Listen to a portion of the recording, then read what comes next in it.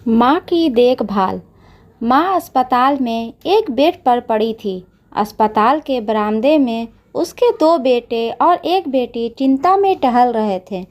भाई बहन को अपनी माँ के लिए सेहत की चिंता तो थी, लेकिन उससे भी ज़्यादा चिंता इस बात की थी कि अब माँ को अपने साथ कौन रखेगा। जब तक माँ स्वस्थ थी, वह इन तीनों से अलग अपने पुराने घर में रहती थी, लेकिन अब ऐसा करना खतरे से खाली नहीं होता और ऐसा करने से समाज में तीनों बेटे बेटियों का नाम भी खराब होता। लोग कहते हैं कि देखो कैसी औलादें हैं, बीमार माता को अकेला ही रहने के लिए छोड़ दिया। 1 घंटे से बिना कोई बातचीत किए यह तीनों अपने अपने विचारों में खोए हुए थे। फिर बहन ने चुप्पी तोड़ते हुए अपने बड़े भाई की तरफ देखते हुए कहा, भैया आप बड़े हैं, इसलिए आपका कर्तव्य है कि माँ को ज़रूरत के समय आप रखें और उनकी देखभाल करें। छोटी बहन की बात सुनकर बड़े भाई ने पहले अपनी पत्नी की ओर देखा और बोला, मैं इस बात से बिल्कुल इनकार नहीं करता कि बड़े होने के नाते मेरा माँ की देखभाल करने का कर्तव्य है, लेकिन तुम तो जानती ही हो कि मैं और तुम्हारी भाभी दोनों ही जॉब करते हैं। ऐसे हालत में माँ के साथ किसी न किसी को हर वक्त उनकी देखभाल करने के लिए उनके साथ रहना पड़ेगा, जो हमारे लिए बहुत मुश्किल हो जाएगा। बहन, तुम तो पूरा दिन घर ही रहती हो, तुम माँ को अपने साथ क्यों नहीं रखती?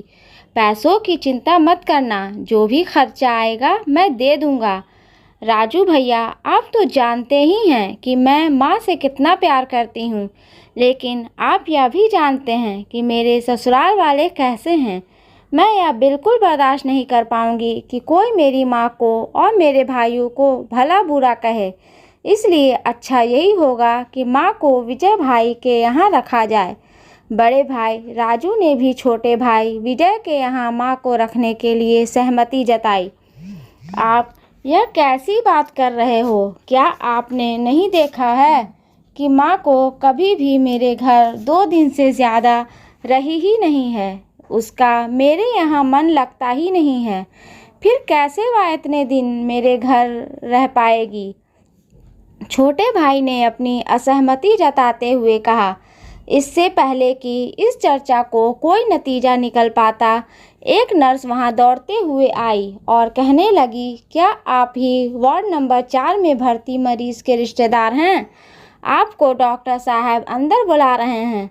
सभी घबरा गए और दौड़ते हुए डॉक्टर के पास पहुंचे। डॉक्टर ने उनसे हाथ जोड़ते हुए कहा, आई एम सॉरी, मैं आपकी माताजी को नहीं बचा पाया।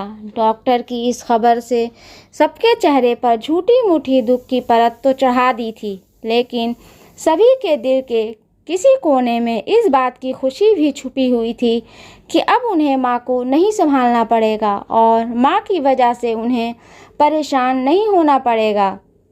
दोस्तों, छोटी सी या इमोशनल बातें ही समाज का सत्य है। यहाँ लोग ऊपर से जो दिखाते हैं वह अंदर से नहीं होते। जो माँ बाप अपने 4-4 बच्चों को बिना किसी शिकायत के बड़ी आसानी से संभाल पाते हैं, आगे चलकर ज़रूरत पड़ने पर यही 4 बच्चे मिलकर भी उन्हें नहीं संभाल पाते या नहीं संभालना चाहते। बच्चों को यह बात नहीं भूलनी चाहिए, जैसा वह बोएंगे वैसा ही काटेंगे।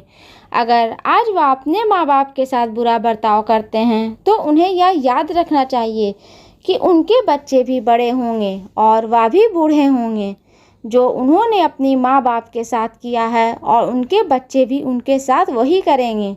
दोस्तों, अपने दिल से छल कपट निकाल दीजिए और सच्चे मन से अपने माता पिता की, अपने बुजुर्गों की सेवा कीजिए। ये याद रखें, माँ के पैरों के नीचे स्वर्ग है, उन्हें दुख न पहुँचाएं। दोस्तों, अगर ये स्टोरी आपको अच्छी लगे तो प्लीज़ इसे लाइक करें, शेयर करें एंड सब्सक्राइब करें। और इस स्टोरी के बारे में आपकी क्या राय है हमें कमेंट बॉक्स में ज़रूर बताएं।